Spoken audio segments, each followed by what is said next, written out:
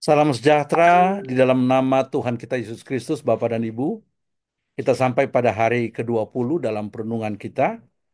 Topik yang akan kita bahas pada saat ini adalah membangun ruang atas keluarga Anda. Saya ulang lagi, membangun ruang atas keluarga Anda. Ada dua bagian firman Tuhan yang saya akan baca untuk mendahului perenungan kita. Yang pertama berasal dari 2 Raja-Raja 4 ayat 10 sampai 11 yang berbunyi seperti berikut ini. Berkatalah perempuan itu kepada suaminya, sesungguhnya aku sudah tahu bahwa orang yang selalu datang kepada kita itu adalah abdi Allah yang kudus. Baiklah kita membuat sebuah kamar atas yang kecil, yang berdinding batu, dan baiklah kita menaruh di sana baginya sebuah tempat tidur, sebuah meja, sebuah kursi, dan sebuah kandil. Maka apabila ia datang kepada kita, ia boleh masuk ke sana. Bagian firman Tuhan yang kedua berasal dari Yosua pasal 1 ayat 8 yang berbunyi seperti berikut ini. Janganlah engkau lupa memperkatakan kitab Taurat ini, tetapi renungkanlah itu siang dan malam, supaya engkau bertindak hati-hati sesuai dengan segala yang tertulis di dalamnya. Sebab dengan demikian perjalananmu akan berhasil dan engkau akan beruntung. Bapak dan Ibu, saudara-saudara, banyak di antara kita sudah tahu tentang kisah seorang perempuan Sunem yang kaya. Beliau sering mengundang hamba Tuhan, yaitu Nabi Elisa, untuk makan di rumahnya. Kemudian karena ia tahu bahwa Elisa adalah seorang abdi Allah, maka ia meminta persetujuan suaminya agar mereka membangun kamar khusus bagi Elisa di bagian atas rumah mereka. Akibat dari perbuatan yang baik ini, Nabi Elisa bernubuat bahwa ia akan melahirkan seorang anak pada tahun depan. Dan nubuatan itu benar terjadi. Tetapi suatu ketika anaknya itu mengalami sakit kepala yang berat. Sementara dipangku oleh ibunya, anak itu meninggal dunia. Ibunya kemudian membaringkan jenazah anak itu di ruang atas di kamar Nabi Elisa. Kemudian ia bergegas menemui hamba Tuhan itu.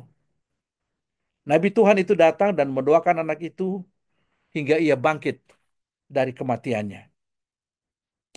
Sebagaimana yang telah dibuat oleh perempuan Sunem itu bagi Nabi Tuhan, setiap keluarga Kristen pada zaman modern ini perlu pula memiliki ruang atas. Ruang atas di dalam konteks ini adalah suatu tempat atau juga suatu waktu di mana setiap anggota dari suatu rumah tangga Kristen bersama-sama bertemu dengan Tuhan.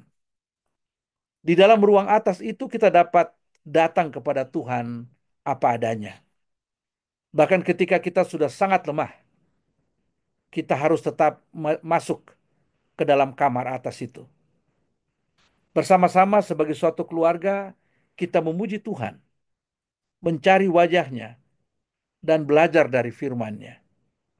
Ruang atas adalah tempat dan waktu di mana sebagai suatu keluarga kita menarik diri dari semua kesibukan dunia dan bersama-sama hanya berfokus pada memuji, menyembah, dan belajar dari Tuhan.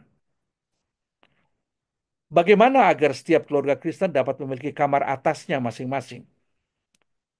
Untuk itu diperlukan komitmen dari semua anggota keluarga, dimulai dari bapak dan ibu. Sediakanlah waktu dan patuhi komitmen untuk secara bersama-sama mengambil waktu untuk memuji dan berdoa serta belajar dari firman Tuhan. Di bawah kepemimpinan kepala keluarga, sedapat mungkin setiap anggota keluarga diberikan peran, seperti memilih lagu, memimpin pujian bersama, berdoa, membaca Alkitab, dan belajar dari firman Tuhan. Hal ini harus dilakukan secara tekun dan bagaimana dari pembelajaran bersama itu bisa menerapkan pengajaran dari Alkitab baik di dalam diri sendiri, di dalam rumah tangga, dan bahkan di masyarakat. Melalui membangun kamar atau ruang atas, perempuan Sunem itu menghadirkan iman dan percaya kepada Tuhan di dalam keluarganya. Ketika ia menghadapi masalah, ia tahu kemana ia harus pergi. Doanya, bahkan doa Nabi Elisa, didengar oleh Tuhan. Masalahnya bisa selesai dengan cara dan mujizat yang berasal dari Tuhan.